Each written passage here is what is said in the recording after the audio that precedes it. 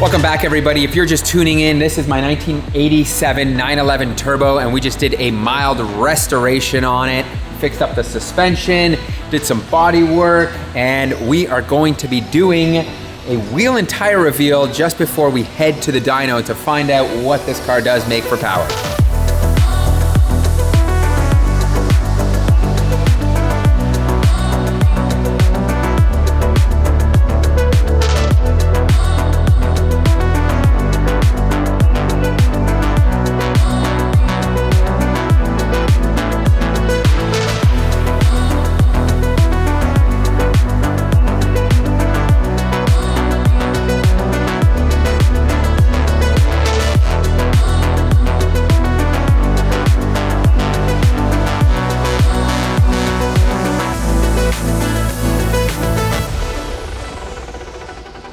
And here it is, our wheel and tire package. We will talk about the wheels in a moment, but first let's start off with the tires. These are a set of Continental Extreme Contact Sport 02s. So this is the latest generation of that tire, and it is 340 tread wear rated, and it comes with a 30,000 mile warranty, a 3-year road assistance program, and we have found that these, with their new 3D sipes up here, do offer better turn-in, more confident turn-in versus the old sports. And they offer the same great wet performance and improved dry performance. These are fantastic on the racetrack, as we have proven, and great street tires. They're low noise. We absolutely love them. And here is Dan from Augment Wheels. If you guys are fans of our channel, you have seen him in previous videos. He's done a bunch of wheels for us, and I came to him and said, listen, I like the old BBS style wheels, but I want to change it up and do something new and unique. And we came up with the center lug option on here. And you have a super cool way of doing this. Just explain to people how this works, because to me it's really neat. Yeah, so it's, I mean, everybody's familiar with wheel spacers. So this is essentially a wheel spacer that has a center lock nub integrated into the spacer. It's all machined out of billet aluminum. And this, you can see that it's got a 5-bolt PCD. These are 5x130 for a Porsche. And we made a recess to clear the hub. And then once that's bolted on the car, as if it was a wheel, then this new wheel can slide over the snout. And now that thread's on. Now you've got a... Oh, so good. Reverse thread too, Dyno? Yeah, so it's important that these stay on the car. All the fun is not had if these come off. So these actually work so that they actually self-tighten under braking. So you can see that these are actually tightening to the left, which means they'll be on the left side of the car. So as this car stops, these will tighten forward.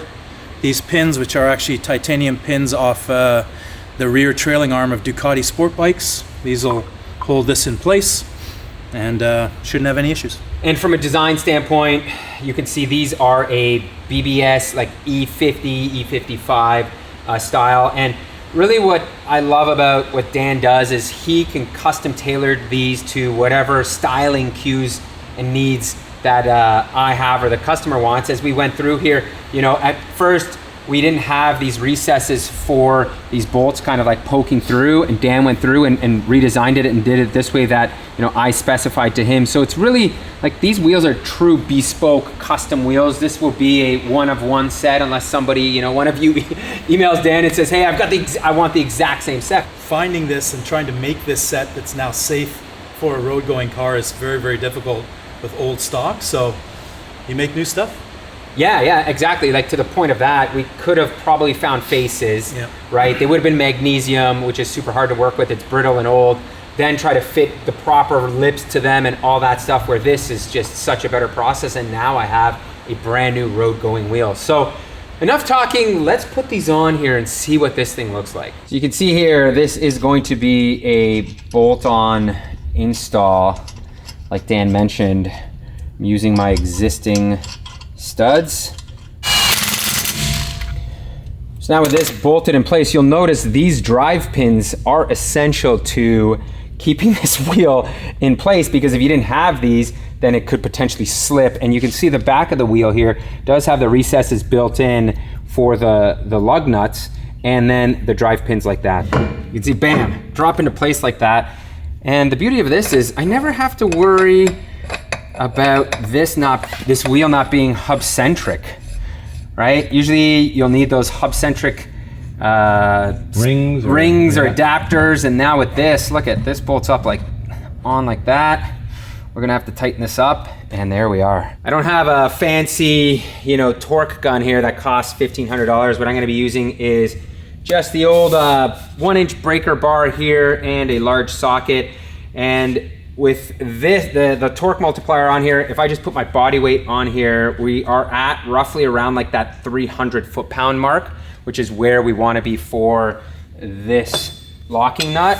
And as Dan mentioned, because it's reverse thread, it's not going to ever back itself out. And just in case, we also have the locking pin like that.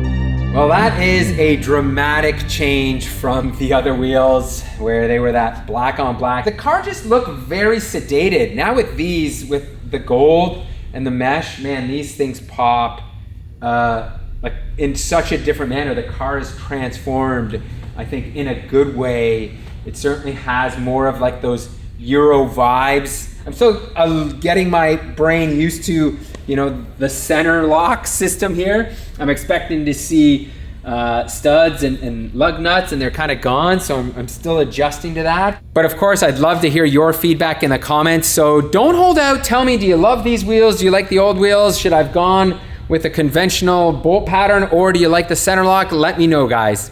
Welcome to my do-it-yourself carbon lab. This is a kit from Industry Garage using all of the fiberglass products. And what we are going to be doing here is wrapping our fiberglass front lip. If you guys watched the previous episode, we did install this. We are gonna make it look much better here with this carbon fiber.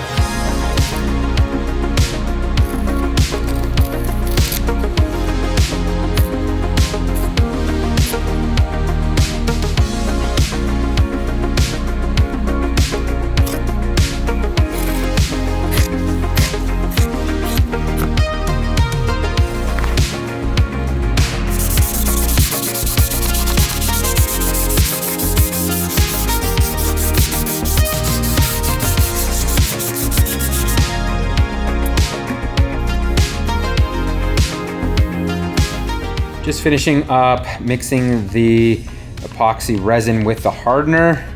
And now what we're gonna do is put on a light coat to start before we can lay our carbon down. So that means just going around here and just laying her down all the way through. And it's now been about 2 hours. And as you can see, the camera is not in Dave's hand, which means we are ready to lay the carbon fiber over. Right now it's the resin is like tacky to the touch, which is what we've been waiting for. So we can't shift this around a lot, so we want to be pretty... Right, because as soon as... It's gonna grab it pretty quickly. Yeah, so. I know. Okay, yeah, okay. I was gonna say you're too high, it's not covering. Oh yeah, here too. We gotta come forward a bunch. See? Oh, That's pretty good. Good there. What do you think? Yeah. Okay, so now, Let's just sort of work it down into these shapes, right? yes, you can see how you could get in trouble with this. Yeah. If you stretch it, I can already see like right on the lower line here. Yep. Right around where it folds over. Yep. It has a bit of that Yeah, we want to roll it but not greasy, pull it, yes, that's for sure. happening. Okay, so now we're gonna go home, come back in the morning, and we will continue this process. We're back this morning, and you can see our carbon has set quite well onto that resin. So well that it's actually set onto the wood in this area here. So I think the next step here is to trim this back to as close to the lip as possible, because what we don't want to do is put more resin on, have it flow off. Ultimately, the resin does need to be like sanded or cut off. It's not going to be with a razor blade. So I think the play right now is just to trim this back. Kind of figured out that the scissors are still the way to go. The razor blade does do a little bit of like pulling on the fibers. There it is. We have ourselves a covered front lip. I'm gonna be throwing on a thicker coat this time now of the resin, and we are gonna do this 3 or 4 times until we have ourselves a nice gel coat. You can already see this is how you get that cool glossy carbon look.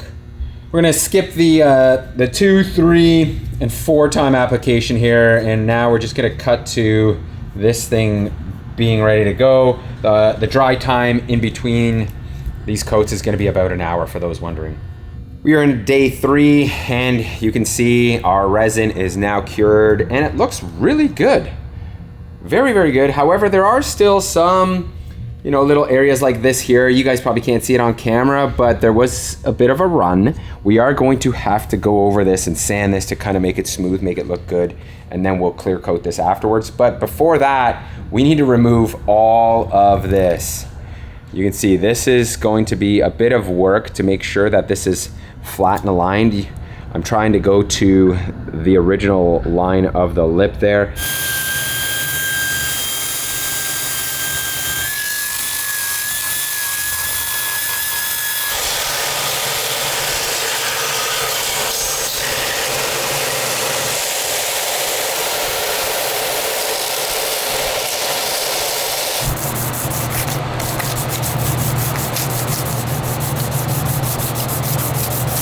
So quick update here, we are just finished sanding this at 100 grit, and you can see we're almost there. We did lay a good amount of resin without any massive air pockets, but you can see there's some small little depressions here, little areas like this area here is gonna be noticeable. And really this just comes down to how far you wanna go. I could re-resin this again, sand it again, and get rid of all these imperfections. It's a matter of what your definition of perfection is and how good you want this to look. I'm likely gonna blow this lip up in a week because our roads are so bad here and this is gonna be pretty low. We're just gonna leave this as is. The next step here is we're gonna go to a 220 grit, then a 320 grit, and then we'll be ready to clear coat this. All our sanding is complete, and it is now time to finish this off with some clear coat. If you technically if you wanted to leave this in this matte finish, you could, but the problem is the resin is gonna yellow very, very quickly because there is no clear coat on it. So clear coat is the way to go. You do have to coat it. Otherwise this look isn't gonna last long in the sun. You can see right away the gloss. Look at it. Wow. Looking good already.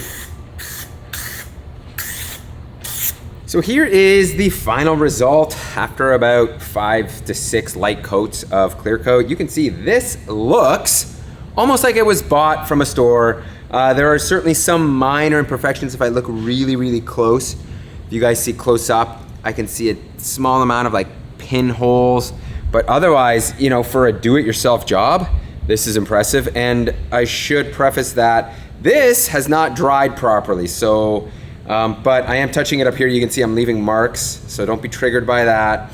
This piece doesn't show. This is the important piece, so we will let that dry, but I wanted to get this on the car for you guys to show you what it looks like. I think the carbon fiber is what was really needed to convince me on this lip. I think it looks so much better than it was in that flat color. I was also thinking about painting this body color, but I just don't think it would match properly. Having this carbon really does set it off. I think it matches the rear wing nicely. It kind of just gives this a different dimension. So I'm keeping this on here, guys. I like it. I like it a lot now. The question is, how long is this lip gonna last? I am at just a hair over 4 inches of ground clearance, which is deadly for around here.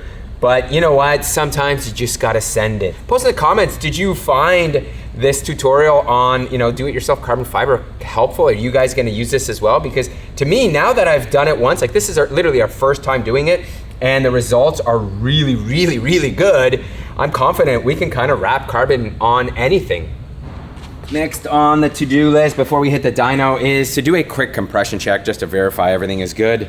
And this, my good people, is a relic, an Andile Racing intercooler.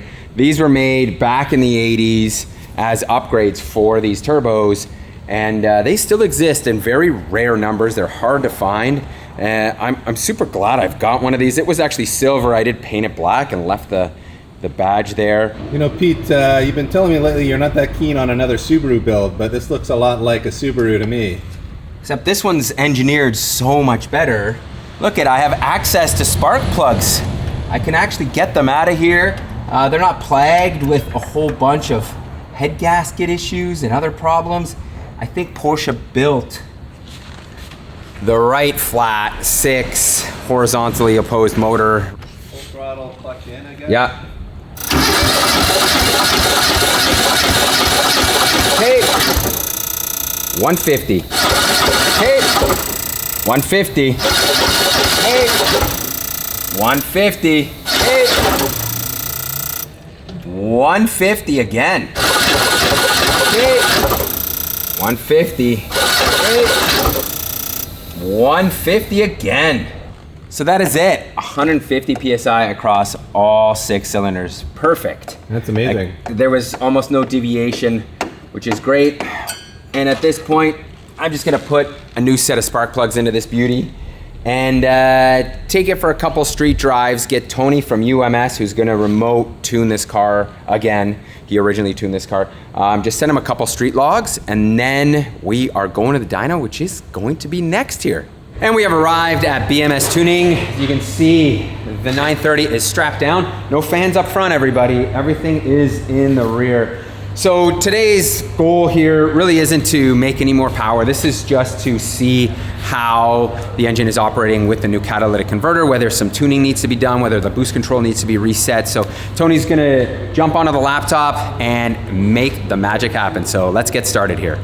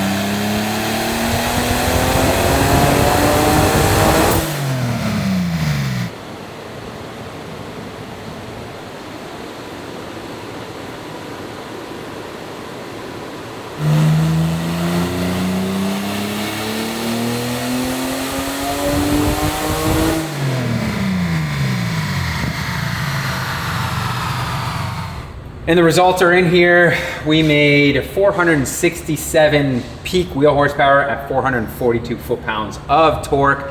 That is roughly around 16 PSI. The first run we made was 397 wheel, and that was at 12 PSI.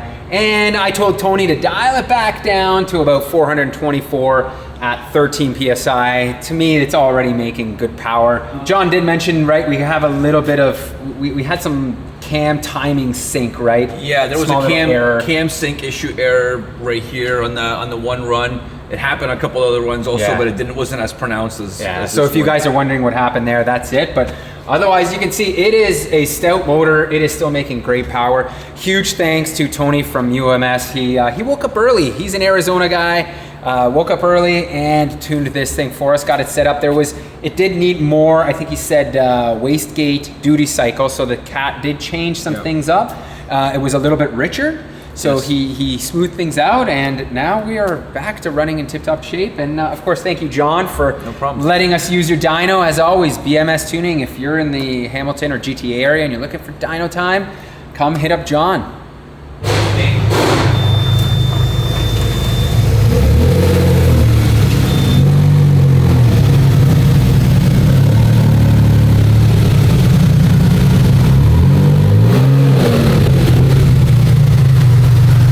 Before we could take the car for a proper test drive, I needed to get an alignment done. So off to NV Auto I went, where Nam began the process of dialing this car in. And as you can see, we were a ways off on the alignment.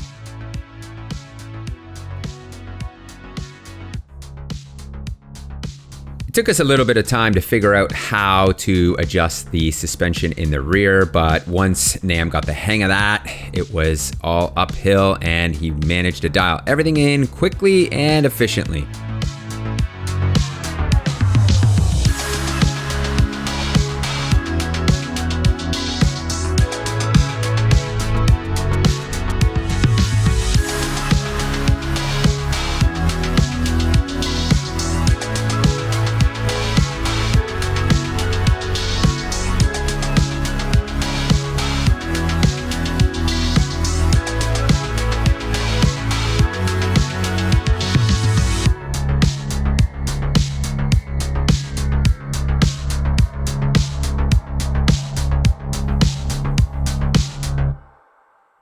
All right, guys, we're gonna endure the heat here to give you good audio.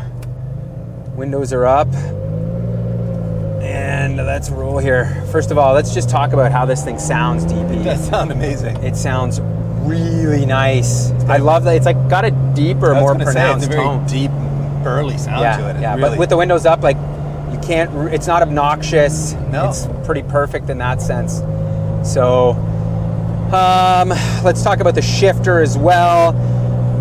I like it. It's certainly the throws are shorter, but truth be told, it's no different than the Wevo that I had. Other than that, and I've been trying to get this. I don't know if I can reproduce this right now, but third gear. You can't hear it right now. It's touching a synchro by like really? the slightest of margin. I spent hours and hours trying to line this thing up for it not to do it. It kind of makes like a noise. Oh, really? Like a little Okay. mouse is in the back of the Okay. gearbox.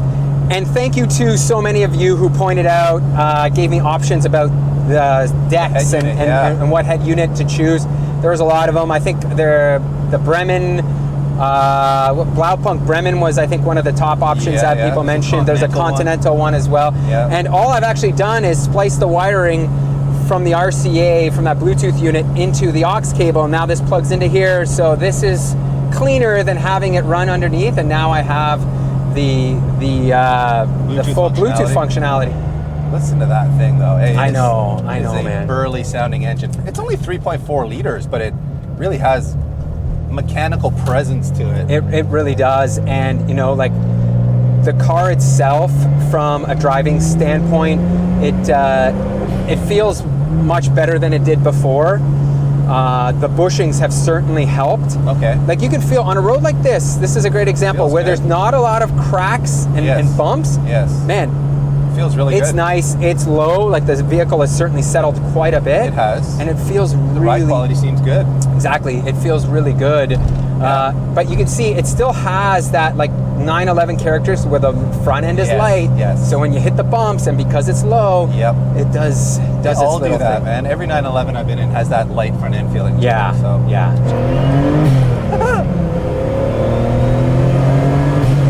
God, God, it's strong, man. It's a torque monster. And that is at like 12 PSI. All right, I'm holding on. Oh, the lag though.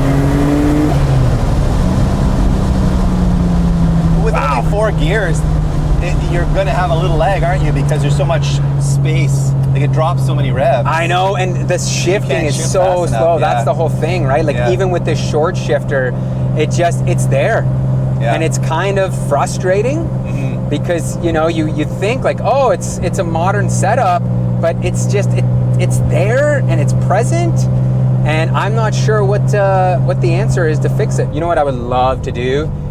PDK in this, man. Imagine a PDK Oh, man, it would be in crazy. this car. It would be amazing. Like how amazing would this car be with a PDK in it? It'd be wild. I mean, you would lose the vintage experience to some extent, but from a drivability and cool factor, it would just be so mad, like me just bang, bang, bang, bang, bang. With Like this engine making those noises with the PDK. my least favorite thing about this car, bar none, is the shifter. Yeah. Like the gearbox, I should say, not even the shifter. Yeah, It's just, yeah. it's the gearbox. The gearbox sucks in this car, plain and simple. Like you can see there, right? Like, Yeah, it was a bit look of a struggle to get in so first there. now it feels tight to go in. You pull it out, and then it slides out. right in. It's Yeah, just, weird. there's just so many of these things, and just because it's an archaic gearbox, unfortunately, man, and that's how it goes. So,